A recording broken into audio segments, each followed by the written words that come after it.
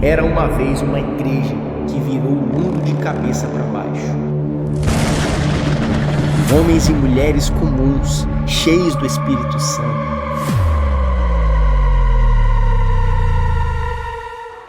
Eles não tinham recursos, mas tinham um propósito que incendiava as ruas. Eles não apenas faziam, eles geravam. Geravam filhos espirituais, geravam fé, esperança, movimento.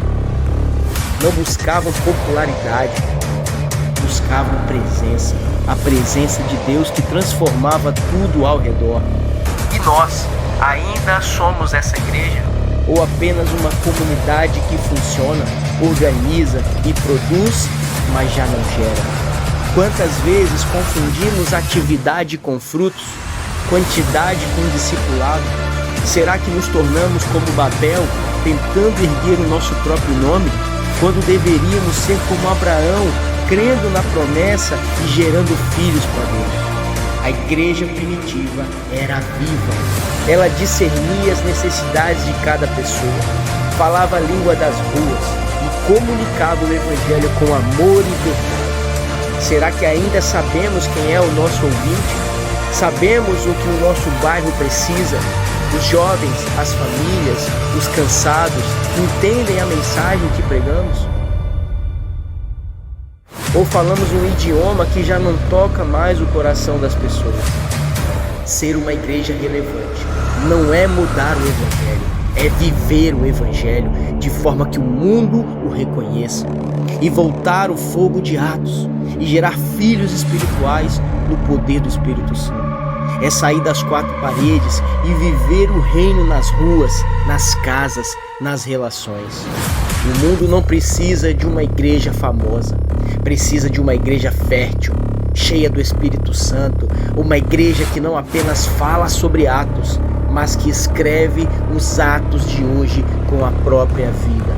A pergunta é: qual capítulo de Atos você está escrevendo agora?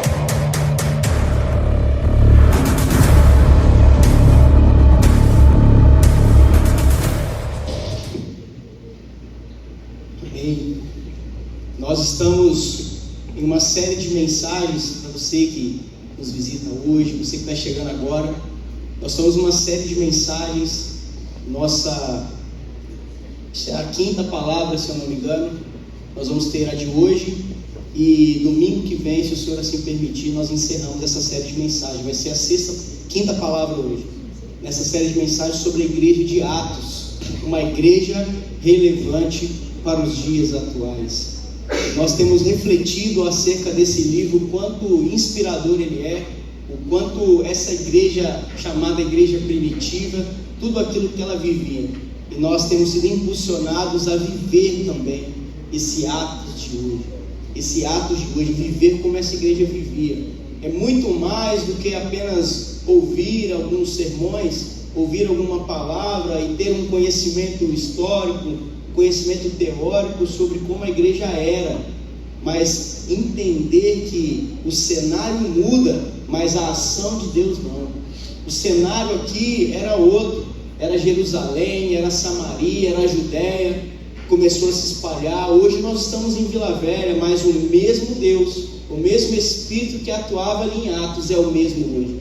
E é dessa forma que o desejo do meu coração de refletir sobre Atos é para que de fato nós sejamos uma igreja relevante, para que de fato nós estamos aqui em Vila Velha, começando a igreja Atitude, começando essa missão aqui em Vila Velha, somando esforços com tantas igrejas abençoadas que temos na cidade, mas que nós também venhamos trazer a nossa contribuição como igreja para essa cidade.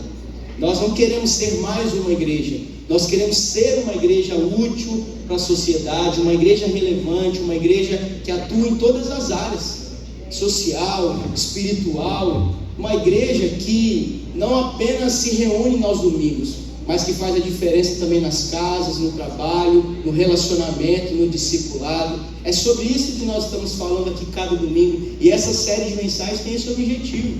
Nada melhor do que uma igreja que está começando entender como que é uma igreja de verdade. E onde que a gente aprende a ser igreja de verdade? Na Bíblia, na palavra, a igreja de Atos. é viver como eles viviam, é buscar o que eles buscavam, é falar como eles falavam, é orar como eles oravam, é buscar Deus de forma radical, verdadeira, sincera, poder do Espírito. E é justamente isso que essa igreja vivia. A gente está falando aí desde Atos 1. Em Atos 1, Jesus ele estava com os discípulos e fala: fiquem em Jerusalém, porque o Espírito vai descer sobre vocês e vai derramar poder para ser testemunha até os confins da terra. E foi isso que aconteceu. Eles ficaram em Jerusalém, o Espírito Santo desce sobre eles. E ali nós vemos em Atos 2, o dia de Pentecostes, onde 3.000 pessoas são alcançadas com o sermão de Pedro. Pedro fala: olha, arrependam-se e creiam no Evangelho, e você vai ser salvo, você, a tua casa, a tua família. O Evangelho é para todos. E ali o Evangelho começa a crescer, a igreja começa a se organizar. De 120 reunidos foram para 3.000, um crescimento exponencial. E ali eles começaram a se organizar como igreja, na comunhão, na oração, no partir do pão. Eles não tinham uma estrutura, eles não se reuniam em templos feitos por mãos humanas, mas eles se reuniam nas casas, eles oravam uns com os outros. E ali a gente vê que a igreja continuava no poder de Deus. Falamos sobre Pedro, ali quando ele ora com aquele aleijado, 40 anos aleijado. E ali ele levanta, Pedro fala: olha, não tenho prata, não tenho ouro, mas o que eu tenho te dou. Levanta e anda. E ali a vida daquele homem, 40 anos aleijado, foi transformada. Por quê? Porque um homem cheio do poder de Deus levantou ele ali no nome de Jesus, e a vida dele foi transformada. Mesmo em meio às perseguições, a igreja permaneceu orando, permaneceu buscando o Senhor. A igreja continuou avançando. Foram levantados diáconos, foram levantados homens e mulheres de Deus. Na última palavra nós vimos sobre o apóstolo Paulo, que se converte ao Evangelho. Ele deixa de ser um perseguidor da igreja para ser um perseguido por causa de Cristo. A vida dele foi transformada. Deus ressignificou o passado dele. Muita gente tinha medo de Paulo, mas agora, conhecido do Evangelho, conhecido de Jesus, agora ele é um proclamador do Evangelho. Jesus ressignifica a vida dele, ele tem uma nova história. E ali uma grande colheita vai começar a acontecer na igreja. E é o que nós vimos ali até o capítulo 9. E hoje nós chegamos no capítulo 10. E eu queria te compartilhar esse texto. Se você puder abrir sua Bíblia em Atos, no capítulo 10, nós vamos refletir sobre essa história do centurião Cornélio e do apóstolo Pedro. Uma história fantástica, onde a gente vê o Evangelho indo além de Jerusalém, mas indo para outras culturas e outros povos. Atos, no capítulo 10, nós vamos ler dos versículos 1 ao 8. Diz assim o texto: havia em Cesareia um homem chamado Cornélio, centurião do regime, conhecido como italiano. Ele e toda a sua família eram religiosos e tementes a Deus. Davam muitas esmolas ao povo e orava continuamente a Deus. Certo dia, por volta das 3 horas da tarde, ele teve uma visão. Viu claramente um anjo de Deus que se aproximava dele e dizia: Cornélio. Ele, atemorizado, olhou e perguntou: o que é, Senhor? O anjo respondeu: suas orações e esmolas subiram como oferta memorial diante de Deus. Agora mande alguns homens a Jope para trazer um certo Simão, também conhecido como Pedro, que está hospedado na casa de Simão, o curtidor de couro que fica perto do mar. Depois que o anjo lhe falou, se foi. Cornélio chamou 2 dos seus servos e um soldado religioso dentre os seus auxiliares, e contando-lhes tudo o que tinha acontecido, enviou-os a Jope. Só até aí. Que o Senhor fale aos nossos corações nessa noite, que os nossos ouvidos estejam sensíveis para aquilo que o Espírito quer dizer à igreja. Amém? Queridos, então o que nós vemos aqui nessa história do capítulo 10, quando chegamos aqui no capítulo 10, conta a história de Cornélio. Cornélio, que era um grande militar, um grande líder, onde ele era responsável por pelo menos 80 a 100 soldados romanos. O texto diz aqui que ele e a sua família eram pessoas religiosas. Eles faziam orações, eles eram tementes a Deus, eles praticavam boas obras, eles davam esmolas, eles oravam constantemente. Eles eram uma família comum, E ali o texto está dizendo que ele, por volta de 3 horas da tarde, tiveram uma visão onde o anjo fala para ele encontrar um outro homem, que era Pedro, que tinha que trazer Pedro para que ele pudesse fazer uma obra ali na vida de Cornélio e da família dele. E foi exatamente isso que aconteceu. Pedro estava a cerca de 50 quilômetros, a cidade de Jope ficava a cerca de 50 quilômetros de Cesareia. Mas aí, então esses homens, ele envia esses servos para a casa de Pedro, onde Pedro estava hospedado, para que Cornélio pudesse ter experiência. Eu quero aprender algumas coisas com esse texto e refletirmos o que nós podemos aplicar na nossa vida sobre esse evangelho. O tema dessa palavra de hoje é: o evangelho é para todos. Você pode repetir comigo: o evangelho é para todos. E a primeira coisa que eu aprendo aqui nesse texto, a partir dos versículos que nós lemos, é que boas obras não salvam ninguém. Boas obras não salvam ninguém. É o que a gente vê aqui na história de Cornélio. O que a gente vê? Cornélio e a sua família: um homem temente a Deus, um homem que dava esmolas, um homem que era religioso, um homem que orava sempre, mas um homem que não era salvo. Um homem que não era salvo. E isso nos faz refletir muitas coisas sobre aquilo que a palavra diz lá em Romanos 3:23, por exemplo, que diz que todos nós somos pecadores e que carecemos da glória de Deus. É por isso que Jesus veio para cumprir uma missão. Ali, quando nós vemos a história de Jesus com Nicodemos, ali em João, no capítulo 3, também era um homem religioso. Esse Nicodemos chega para Jesus e começa a ter uma conversa com ele para entender acerca daquilo que Jesus pregava. E Jesus fala com ele: olha, vocês precisam nascer de novo, vocês precisam nascer da água e do Espírito. E Nicodemos não entende, porque ele era um fariseu, ele era um mestre da lei, mas Jesus não estava falando de coisas terrenas, estava falando de coisas espirituais. E ali Nicodemos não entende, fala: como assim? Eu preciso voltar para o ventre da minha mãe? E Jesus fala: não, você tem que nascer da água e do Espírito. Existe um novo nascimento que não é algo terreno, é algo espiritual, que aquele homem não tinha vivido, assim como Cornélio. Era um homem bom, era um homem temente a Deus, dava esmola, até orava, lia a Bíblia, provavelmente também tinha o seu momento ali. Mas a verdade é que o que nós aprendemos aqui com Cornélio, o que nós aprendemos com Nicodemos, quando Jesus, você tem que nascer de novo, é que todos nós precisamos crer em Jesus. E é por isso que Jesus foi enviado ao mundo. Por isso que lá em João 3,16 diz que Deus amou tanto o mundo, que deu seu único Filho, para que todo que nele crê não pereça, mas tenha a vida eterna. Deus enviou seu Filho não para condenar o mundo, mas que esse fosse salvo por meio dele. O que nós vemos aqui claramente, queridos, é que todos precisam ser salvos.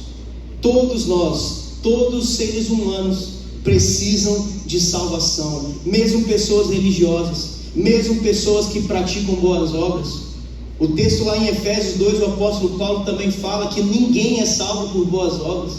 Quando ele fala lá em Efésios 2, do 8 a 13, olha, vocês são salvos pela graça, e não é por obras, para que ninguém venha se gloriar, porque nós somos criados por Deus para fazer boas obras, e não salvos pelas boas obras. Então Paulo fala: olha, agora esse evangelho é pregado a todos. Esse evangelho não é apenas para o judeu, ele também é para os gentios. Na sequência, Paulo está dizendo isso aqui em Efésios. Tudo isso por quê? Porque vocês estavam longe e agora Jesus está presente para vocês. É isso que o apóstolo Paulo pregou, é isso que Pedro foi fazer com o centurião, é isso que Jesus fala com Nicodemos. A verdade é, queridos, é que ninguém aqui nessa terra está imune. Todos precisam ser salvos. E boas obras não salvam ninguém. O que nós vemos aqui com Cornélio, então, é que apesar de ser um homem temente a Deus, de orar, de praticar boas obras, ele ainda era um gentio. Ou seja, ele não era judeu, ele era um italiano, soldado romano. Ele precisava ouvir o evangelho. É por isso que Deus veio numa visão e fala com ele: olha, manda vir Pedro, porque você precisa ouvir o evangelho. A fé só vem pelo ouvir a palavra. Ele era um gentio, precisava ouvir o Evangelho de Cristo, nascer de novo da água e do Espírito. Ou seja, nós não somos salvos pelas boas obras. Nós somos salvos por Cristo, pela graça, para então praticar as boas obras que Ele nos criou para fazer. Amém? Portanto, o que nós aprendemos aqui, o que nós aplicamos na nossa vida? Eu tenho certeza que você, assim como eu, você conhece muita gente boa. Sabe aquele cara gente boa, André? Gente boa, não faz mal de ninguém, nunca roubou, nunca matou ninguém, sabe? De vez em quando ele até toma um negocinho, ele até faz oração, Fernando. Ele ora, ele tem uma Bíblia em casa, ele abre no Salmo 91, coloca em cima da estante. Não, eu creio em Deus, minha Bíblia está aqui, mas eu tomo um negocinho, eu faço isso, eu faço aquilo, eu até vou no pagodinho de vez em quando. Mas ele é gente boa, é um cara gente boa. Ele é gente boa, mas não é salvo. E todos precisam de salvação. Eu tenho certeza que você conhece gente assim, que até fala de religião, que às vezes tem até uma cruzinha, tem um cordão com a cruz, coloca lá uma camisa sobre Jesus, mas não é sobre carregar um cordão com a cruz, não é sobre falar sobre que tem uma camisa de Jesus, não é sobre abrir uma Bíblia e colocar numa escrivaninha em casa, não é sobre isso. A verdade é que sem Jesus nós estamos mortos. Ser religiosamente bom e sincero não é suficiente para ser salvo. A nossa salvação é através de uma vida entregue a Jesus Cristo. O que nós vemos aqui nessa situação de Cornélio é exatamente isso. Homem bom, religioso, temente a Deus, que orava, que dava esmola, gente boa. Até eu queria ser amigo de Cornélio. Mas Jesus fala assim, precisa ser salvo. Aquele gente boa precisa ser salvo. Quem é a pessoa que vem na sua mente agora, quando você ouve isso? Aquele colega de trabalho, aquela pessoa da tua família, que é gente boa, sabe aquele tio gente boa, sabe aquele primo, aquele irmão, aquela pessoa que você trabalha, cara, gente boa, aquele no futebol de segunda-feira, gente boa. Pois é, se ele não reconheceu Jesus como Salvador da sua vida, ele precisa ouvir o Evangelho. O Evangelho é para todos, e as boas obras não salvam ninguém, e nós precisamos levar essa palavra para essas pessoas. Tem gente boa demais por aí, mas que nunca se entregou a Jesus, por conta de orgulho, por conta de religiosidade, por conta de achar que não precisa. Por quê? Porque é gente boa. Nunca roubei, nunca matei, nunca fumei, nunca cheirei. Por que eu preciso de Jesus? Porque todos nós somos pecadores, é o que a Bíblia diz. Todos nós já nascemos na condição de pecadores e precisamos da graça e da misericórdia de Deus. Sem Jesus, queridos, nós vamos ser gente boas, mas queremos para o inferno. E essa é uma verdade, mas aqueles que nunca se entregaram a Jesus, queridos, eles precisam. Talvez seja alguém que está aqui hoje, gente boa, você é uma pessoa boa, trabalhador, gente boa, não fez mal com ninguém, mas se você não entregou a sua vida a Jesus, você precisa fazer isso, você precisa reconhecer que é um pecador e que precisa da graça e da misericórdia de Deus, assim como Cornélio e a sua família, porque as boas obras não salvam ninguém. Por isso hoje você tem mais uma oportunidade, ouvindo o Evangelho, esse Evangelho que é para todos, ele é para o rico, ele é para o pobre, não tem isso, não tem classe social, não tem branco, não tem negro, não tem nada de raça, o Evangelho é para todos. E se você não entregou a sua vida a Jesus, você precisa fazer isso hoje, ainda que não seja nessa igreja, mas faça isso pela sua vida eterna. Jesus está aqui nesse lugar, e Ele morreu por você, e se você não reconhece isso, e se não entregou a sua vida hoje, você vai ficar muito próximo de viver uma eternidade sem o Senhor, e não é isso que nós queremos, porque nós estamos aqui hoje para isso como igreja. Se hoje ouvir a voz do Espírito, não endureça o seu coração, é o que Hebreus diz, hoje é dia de salvação, por isso faça isso hoje. E assim como Cornélio, Jesus quer alcançar você, ainda que Ele faça um anjo aparecer na tua frente, e vai mandar alguém lá na tua casa, mas hoje, talvez você seja o Cornélio que está aqui, e o anjo do Senhor está aqui pregando, falando a palavra, alguém usado pelo Espírito para falar para você, você precisa entregar sua vida a Jesus hoje. Amém? Amém. Aleluia, porque boas obras não salvam ninguém. Mas em segundo lugar, nós precisamos estar sensíveis ao Espírito Santo. Olha os versículos 9 em diante, aí de Atos 10, vamos ler. No dia seguinte, por volta do meio-dia, enquanto eles viajavam e se aproximavam da cidade, Pedro subiu ao terraço para orar. Tendo fome, queria comer, e enquanto a refeição não estava sendo preparada, ele caiu em êxtase. Viu o céu aberto, algo semelhante a um grande lençol que descia à terra, preso pelas 4 pontas, contendo toda espécie de quadrúpedes, bem como répteis da terra, aves do céu. Então uma voz lhe disse: levanta-se, Pedro, mata e coma. Mas Pedro respondeu: de modo nenhum, Senhor, jamais comi algo impuro ou imundo. E a voz falou para ele uma segunda vez: não chame impuro ao que Deus purificou. E isso aconteceu 3 vezes, e em seguida o lençol foi recolhido ao céu. Enquanto Pedro estava refletindo no significado da visão, os homens enviados por Cornélio descobriram onde era a casa de Simão e chegaram à porta. E chamando, perguntaram se ali estava hospedado Simão, conhecido como Pedro. E enquanto Pedro ainda estava pensando na visão, o Espírito Santo disse a ele: Simão, 3 homens estão procurando por você. Portanto, levanta e desce, e não hesite em ir com eles, pois eu os enviei. É isso que o texto diz. E aí nós vamos refletir algumas coisas aqui. Então esse ponto é sobre que nós precisamos estar sensíveis ao Espírito Santo de Deus. Nesse texto que nós lemos aqui, nós vemos algo interessante. Primeiro, Cornélio, quando o anjo viu ele, era 3 horas da tarde e ele estava orando. Ele tinha esse hábito, porque 3 horas da tarde era um hábito da religião ali da época, a religião dos judeus. Eles tinham o hábito de orar 3 horas da tarde, conhecido como a hora nona. Todas as vezes que você olhar a sua versão da Bíblia aí, a hora nona, é 3 horas da tarde. E ali Cornélio estava em oração. E o mesmo Espírito falou com Pedro no outro dia, meio-dia. O que isso quer dizer? Que os dois estavam orando. E Pedro ficou ali refletindo naquela visão que Deus deu a ele. Mas alguns pontos eu quero destacar nessa passagem. E a primeira delas é sobre oração. Oração. Eu lembro que nós tivemos uma campanha no início desse ano, lá na nossa igreja sede, na Atitude Vitória, sobre um livro que nós lemos: O Lugar Certo é o Lugar Secreto. E esse livro ele é muito bom. O autor, Bob Sorge, ele é uma leitura de aproximadamente, são 52 capítulos, você lê um por dia ali, e ele fala da importância do lugar secreto, baseado lá em Mateus capítulo 6, versículo 6, quando Jesus fala: entra no teu quarto, fecha a porta, e o teu pai que te vê no secreto vai te recompensar.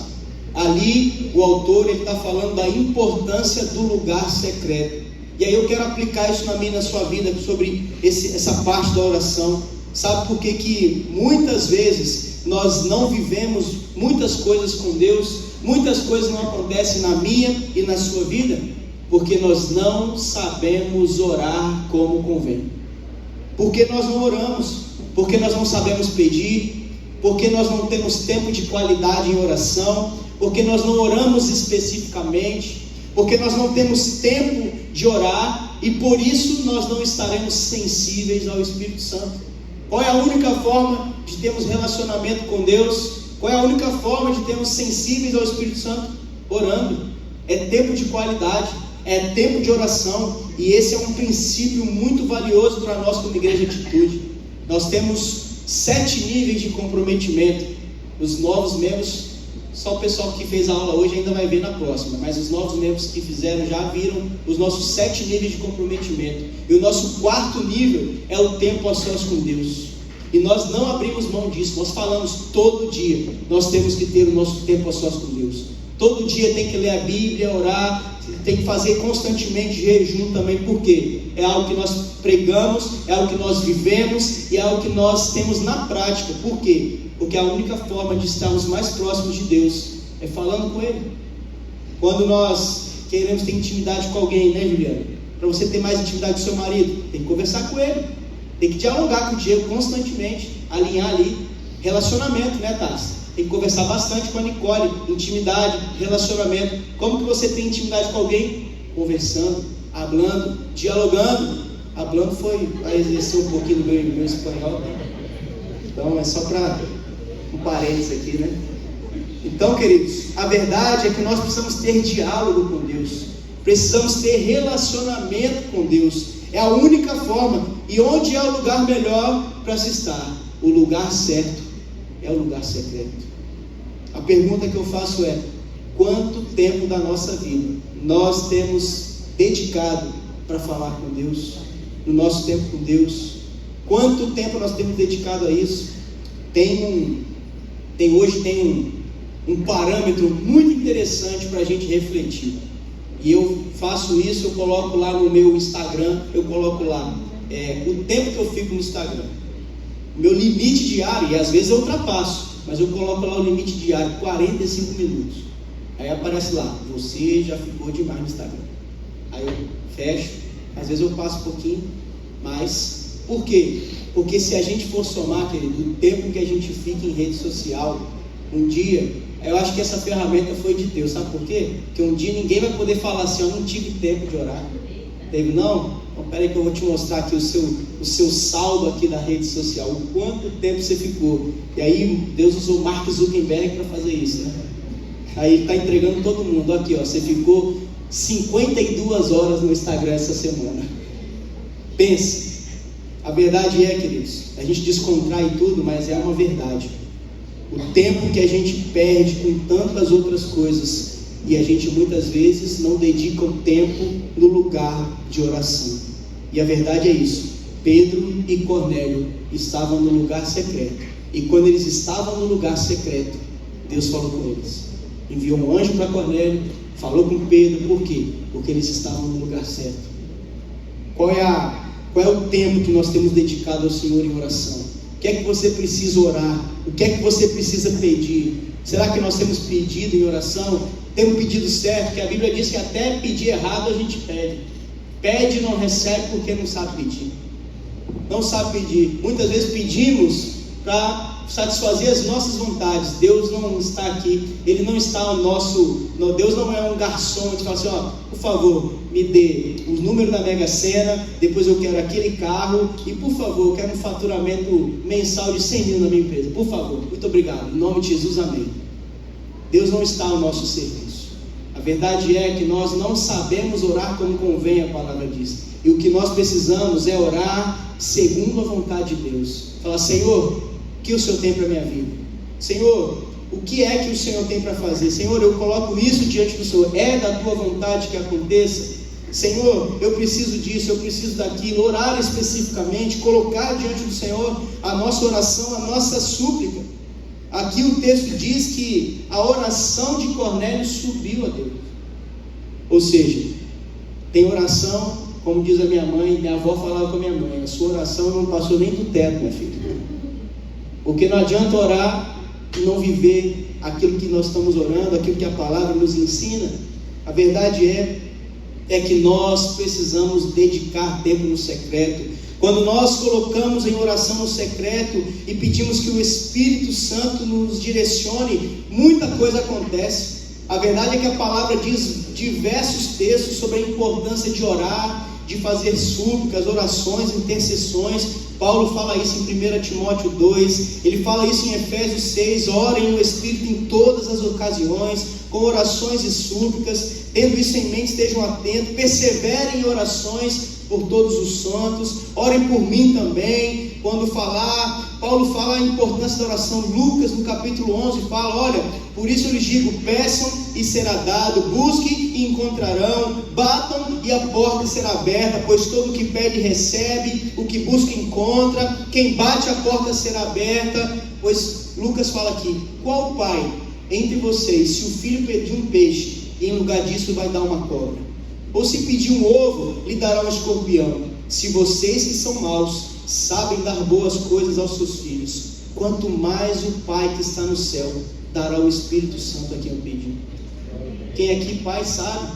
Se o filho pedir, se o Miguel lá pedir, você não vai dar com amor e carinho. Se a gente que é ruim, né, que somos miseráveis pecadores que carecemos da glória de Deus, você imagina o nosso Pai, quando a gente pede e aquilo está de acordo com a vontade dEle, com certeza Ele vai conceder, com certeza Ele vai nos dar. Mas se não pedirmos e pedirmos da forma certa, se não tivermos relacionamento com Deus da forma correta, isso não vai acontecer. Resumindo, precisamos orar diariamente, precisamos orar de forma específica. A oração, ela abre portas para o agir de Deus. A oração poupa tempo. Já ouviu essa expressão? É verdade, a oração poupa tempo. Nós temos orado, eu tenho orado muito por essa igreja. Por quê? Porque eu sei que não é com a força do meu braço, não é sobre a força do braço dos nossos líderes, é o Senhor que tem que estar à frente. Não é sobre estrutura, não temos a melhor estrutura ainda, não temos um local fixo, é só o Senhor. Eu falo, Senhor, vai à frente, vai colocando pessoas, vai trazendo pessoas, envia músicos, envia pastores, envia líderes, envia recursos, Senhor, é o Senhor que vai à frente. Tem orado, tem buscado, tem pedido a Ele. Por quê? Porque é em oração, é em oração que as coisas vão acontecer. Eu me lembro que uma vez, lá em Vitória, estava tendo a campanha Casa de Fé, igual está acontecendo agora, e um dos testemunhos me impactou. Um irmão que era do Rio de Janeiro, tinha acabado de chegar no Espírito Santo, ele não conhecia ninguém, e ele falou, mas eu queria fazer o Casa de Fé, e eu orei. Ele conhecia algumas pessoas do trabalho só, mas que não moravam tão próximas, e ele orou, Senhor, eu vou orar e eu vou convidar, que o Senhor envie as pessoas. E orou específico, e falou o nome das pessoas que ele orou, que ele convidou. E não é que a Casa de Fé tinha 10 pessoas. Ele orou, pediu a Deus, convidou as pessoas, fez a parte dele também, né? Além de orar, ele agiu, convidou as pessoas, e a Casa de Fé dele estava cheia de pessoas. Ou seja, nós precisamos orar, porque quando a nossa oração ela encontra a vontade de Deus, meu querido, nada vai segurar aquilo que Deus tem para fazer na nossa vida. Assim como as orações de Cornélio e Pedro se conectaram. Por quê? Porque Deus tinha um propósito para cumprir. E quando aquele propósito é da vontade dele, Ele ouve as orações e Ele atende às nossas orações e às nossas súplicas. Quantas experiências a gente pode ter com isso? Eu me lembro que uma vez eu ouvi um testemunho do pastor Josué de orar por pessoas no Uber, quando ele ia fazer algum evento ou outro, que ele precisava pegar um Uber, e aquilo me impactou. Eu comecei a orar, Senhor, teve um período da minha vida que eu estava sem carro, eu andava bastante de Uber, falei, Senhor, me dê oportunidades também, e naquela conversa, naquele diálogo ali, me dê oportunidade para falar do Senhor. Eu comecei a orar, e foram diversas vezes que eu tive essa oportunidade de falar de Jesus no Uber, e um deles até foi lá na igreja de Vitória, nunca mais vi, mas foi uma vez, amém, fiz minha parte, né? Orei, convidei, ele foi, enfim, tantas oportunidades nós temos, tantas formas de orar, de alcançar novas pessoas, de buscar aquilo que Deus tem para fazer na nossa vida. Ou seja, nós precisamos orar, para que a nossa sensibilidade não se perca em oração, amém? Mas tem outra coisa que Pedro aqui precisou vencer, nos versículos 13 ao 16, que foi a religiosidade. Pedro, nos versículos 13 ao 16, diz que ele teve uma visão. Nessa visão, ele olhou, ele viu animais impuros, quadrúpedes, répteis, aves, e haviam animais impuros para o contexto judaico, onde eles não podiam comer, né? Como carne de porco. Até hoje ainda existe essa crença, né? Tanto nos judeus como até algumas denominações que seguem isso, né? Consideram animais impuros. E aí Pedro, ele teve essa visão, e o Senhor falou com ele, mata e come. Aí ele falou, não vou matar não, tá doido? Nunca comi um animal impuro, não vai ser agora que eu vou fazer.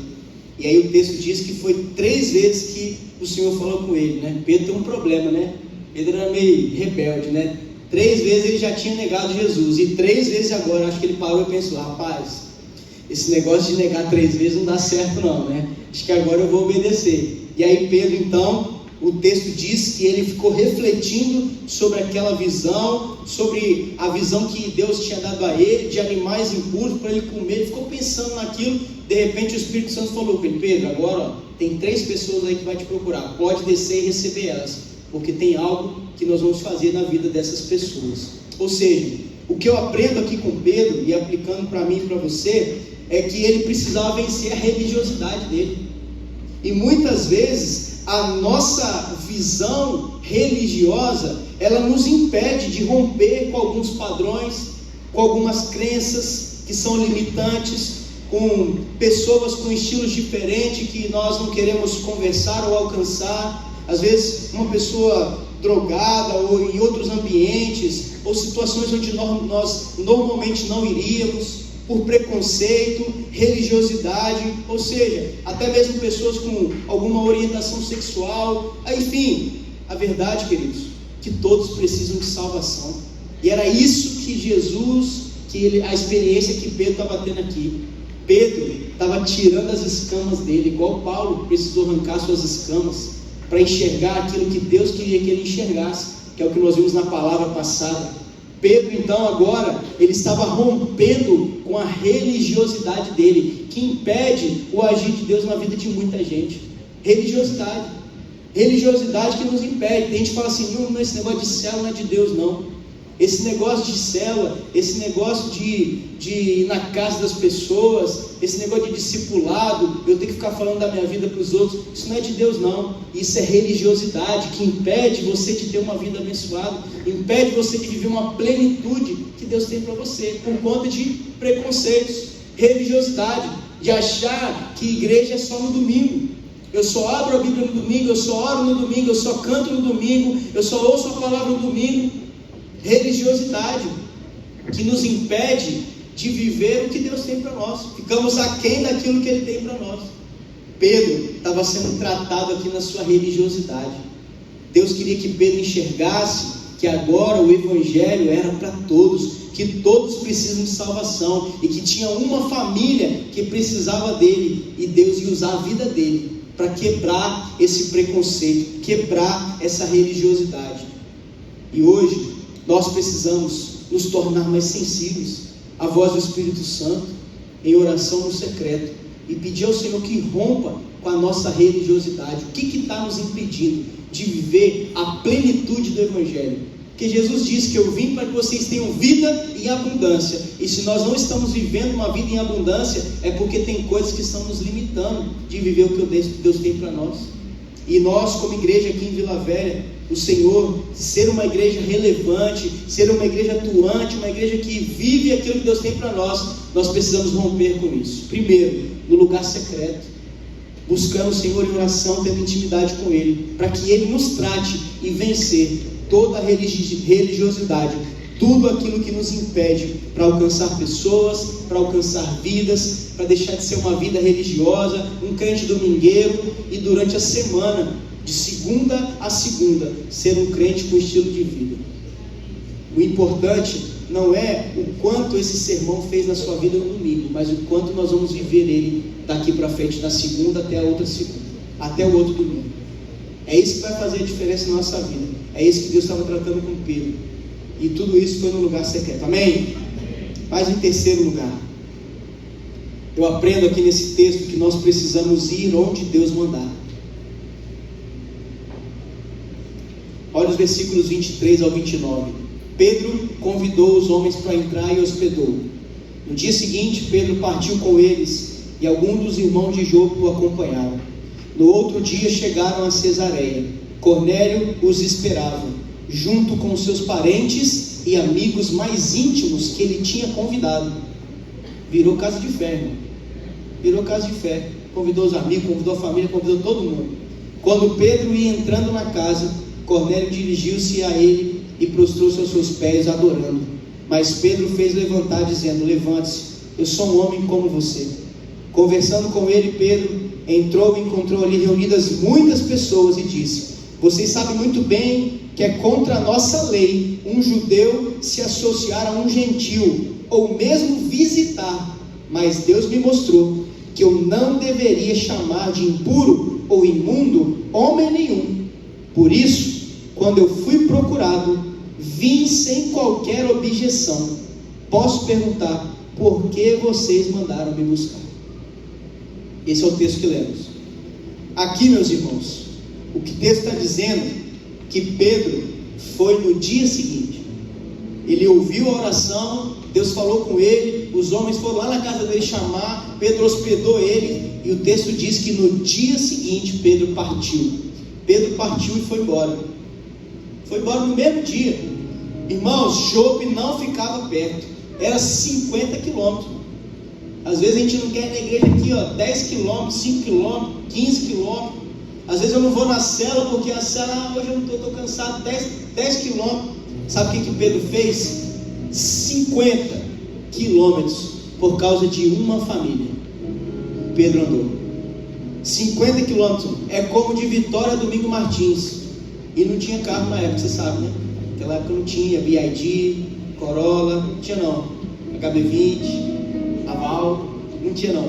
Era carruagem, eu acho que tinha carruagem, né?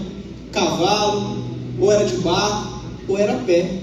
Porque demorou um dia para chegar, né? No outro dia que ele chegava, 50 quilômetros por causa de uma família. Irmãos, a verdade é que a gente aprende aqui com Pedro que nós devemos ser obedientes e ir onde o Senhor nos mandar. Pedro foi sensível à voz do Espírito e obedeceu imediatamente aquilo que Deus falou. Até porque a cota dele de negação já tinha esgotado, né? Pedro, chega de negar, agora obedece, porque você agora vai ser o instrumento nas minhas mãos. Versículo 29 diz que ele não colocou objeção nenhuma. Obediência imediata e total. Obediência parcial não é obediência. A obediência tem que ser total, tem que ser imediata. Se Deus mandou, a gente obedece. Se Deus falou, eu obedeço. Se está na palavra, eu obedeço. Se Deus falou, eu obedeço. Obediência parcial não é obediência. Se a gente obedece só aquilo que eu quero da Bíblia, você está criando um Deus que não é o Deus da Bíblia. Está criando um Deus para você mesmo. Se eu creio só no que eu quero, eu estou fabricando um Deus, eu estou fabricando um ídolo. Nós temos que ter uma obediência imediata, assim como Pedro. Minha pergunta é: onde Deus vai te mandar essa semana? Quem é que precisa dessa palavra? Quem é que precisa desse evangelho que é para todos? Quem são as pessoas? Qual a objeção que a gente precisa romper? Qual é a atitude que você precisa tomar? De repente, a obediência imediata que você precisa é você ir na célula, que já te convidaram 35 vezes. E a gente aqui é chato, tá? Se você der o nome lá, já estou avisando, você que é visitante, você deu o nome ali, você vai receber mensagem. Mas é porque a gente quer o melhor para você. A gente quer o melhor. A gente quer que as pessoas entram aqui e elas nunca falem assim: fui naquela igreja e ninguém falou comigo. Muito pelo contrário, eu fui naquela igreja e eles não param de me mandar mensagem. É assim mesmo. A gente é assim mesmo. Por quê? Porque o evangelho é para todos. Porque a gente quer que todo mundo seja salvo. A gente quer alcançar as pessoas. A gente quer viver isso como estilo de vida. Por isso, o que você precisa obedecer imediatamente? O que Deus tem te chamado para você, que você está paralisado, seja o seu ministério, seja os dons e talentos na sua vida, seja algo no seu relacionamento pessoal, relacionamento com Deus. Qual é a obediência imediata que você tem que fazer hoje? Qual é a atitude que você tem que tomar hoje? São perguntas que você deve responder para si mesmo. Obedecer imediatamente. Eu lembro, queridos, que um dia, não sei se já contei esse testemunho para alguns aqui, eu era professor de escola pública e teve um tempo da minha vida que eu morava ainda na Serra e comecei a trabalhar em Cariacica. E foi a época que eu não estava com carro, então eu ia de ônibus, trabalhava em Cariacica. Aí eu tinha uma célula em Vitória. O pastor Bruno, não muito satisfeito, falou: tem uma célula em Cariacica para você, você quer? Aí eu: amém, pastor, vamos lá, vamos embora. E foi eu, uma célula em Vitória e uma célula em Cariacica. Na época eu trabalhava com adolescentes lá na igreja. E vai eu para essa igreja, dava aula para adolescente, era adolescente na igreja, o tempo todo com adolescente, uma meninada, meu Deus, é uma bênção, né? Os adolescentes são uma bênção. E aí eu fui, queridos, levantava às 5 horas da manhã de ônibus, trabalhava até às 17 horas ali em Itacibá, longe como fosse, e a célula era em Cariacica sede. Se você conhece aí, depois você coloca no Google Maps, vai ver que é longe. Lá em Cariacica sede, e a célula terminava umas 9h30, para voltar ou de ônibus ou de Uber. Teve uma época que a igreja começou a dar uma ajuda aí para voltar de Uber, né? Dar um alívio, né? E aí foi eu. Queridos, eu estou falando isso tudo por quê? Porque tinha dias que eu chegava meia-noite em casa, mas eu chegava meia-noite em casa com uma sensação de dever cumprido, que aqueles adolescentes precisavam. Era um projeto que existe ainda lá na Montanha da Esperança, em Cariacica, e aqueles adolescentes é um abrigo, e eles precisavam do Evangelho. Por quê? Porque o Evangelho é para todos, e nós temos que ir onde Deus mandar. Deus, acho que Ele gosta de me testar com distância, né? Moro na Serra, e aí Ele fala assim: agora você vai pastorear a Vila Velha, e tá eu em Vila Velha. Acho que o meu teste é com distância, é para provar a minha fidelidade através da distância, só pode, né? Mas amém, estamos aqui. A verdade, queridos, é que nós não podemos colocar nenhum obstáculo quando Deus nos mandar pregar o Evangelho, alcançar pessoas, até mesmo tomar atitudes na nossa vida. Tem muita gente que coloca obstáculo que ele mesmo coloca, a gente mesmo coloca obstáculos. Estamos deixando de obedecer imediatamente a Deus por conta de circunstâncias, de pessoas, por conta de preguiça, por conta de tantas outras coisas, quando Deus quer a nossa obediência imediata. Assim como Pedro, seja obediente, vá onde Deus te mandar, faça o que Deus mandar você fazer, tome a atitude que você precisa tomar, mas não deixe de obedecer o que o Senhor tem para a sua vida, amém? Mas em último lugar, para a gente encerrar, nós precisamos pregar o Evangelho a todos. Se o Evangelho é para todos, nós precisamos pregar para todos. Todos precisam ouvir o Evangelho.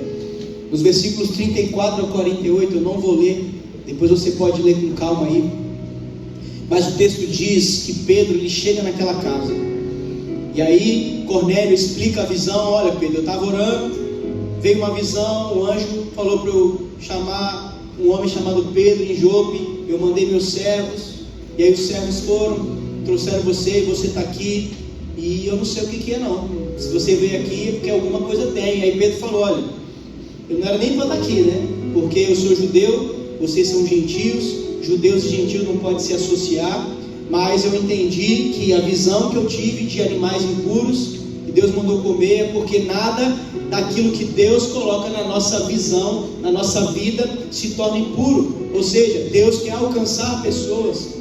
E aí Pedro foi lá então e começou a pregar o Evangelho.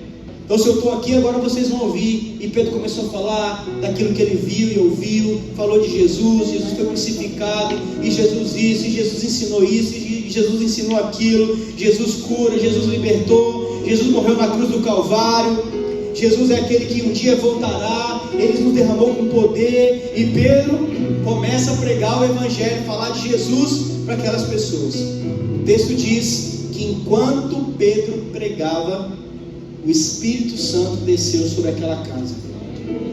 Todos foram cheios do Espírito Santo, e em seguida eles foram batizados, e em seguida toda aquela família foi salva.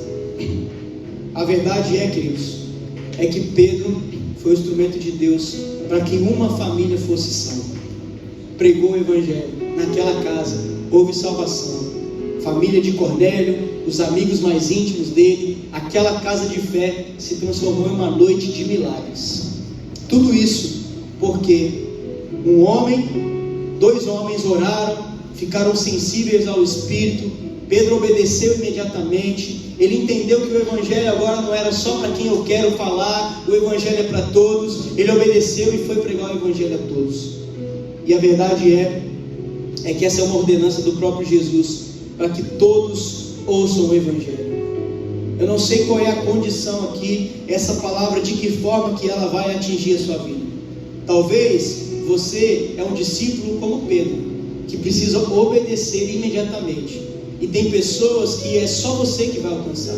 Tem pessoas que Deus vai colocar na sua vida, na tua família, no teu trabalho, na tua casa, onde você estiver. Deus vai colocar pessoas e você precisa pregar o Evangelho para ela, independente da condição que ela esteja, porque o Evangelho é para todos, é para o rico, é para o pobre, é para todos. Todos precisam ouvir o Evangelho, mesmo alguém que é gente boa, todos precisam ouvir o Evangelho.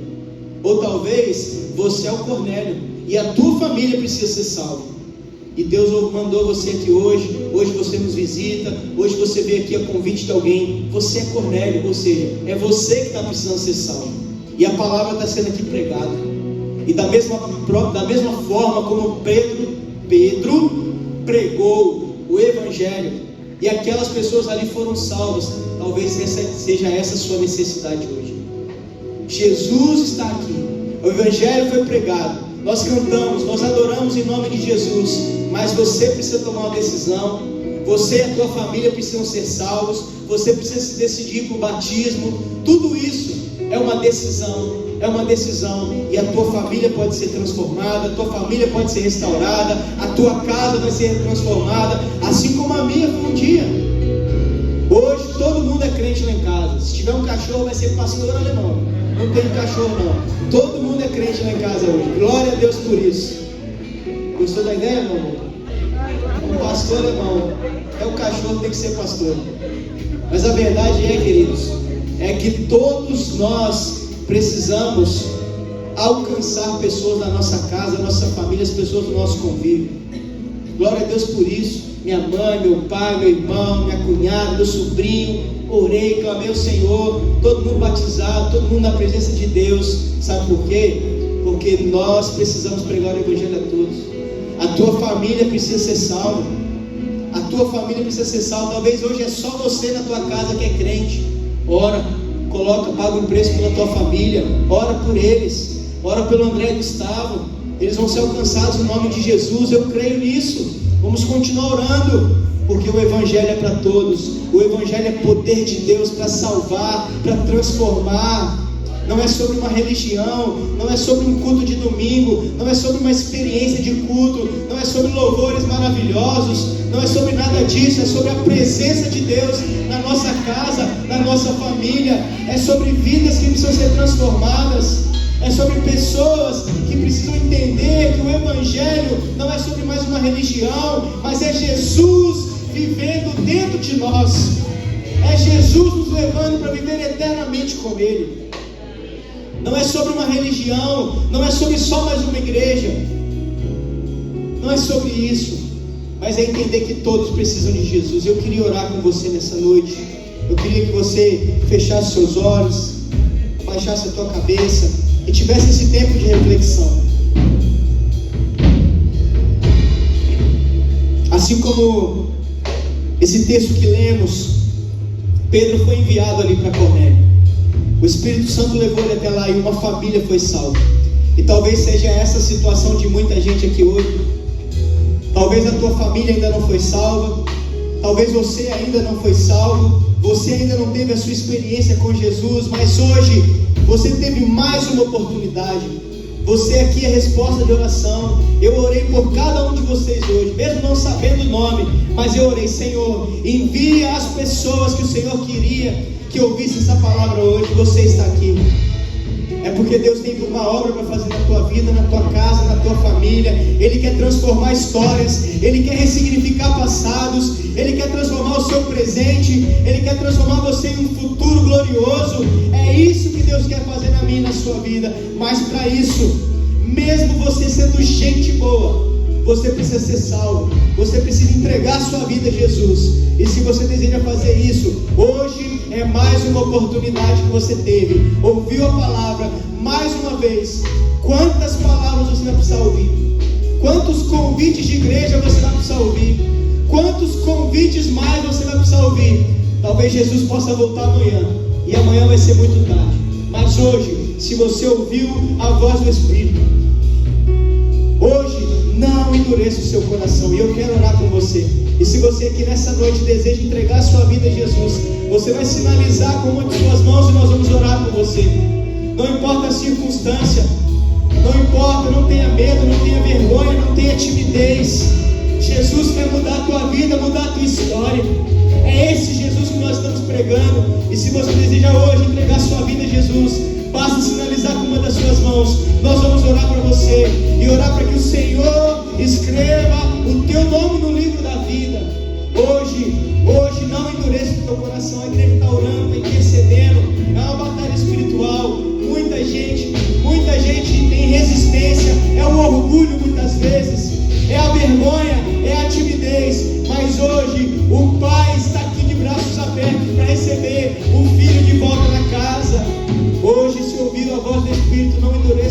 salvação. Alguém nessa noite quer entregar sua vida a Jesus, reconhecer o Senhor como Salvador da sua vida, alinhar alguma coisa. Talvez você já frequentou uma igreja, se desviou dos caminhos.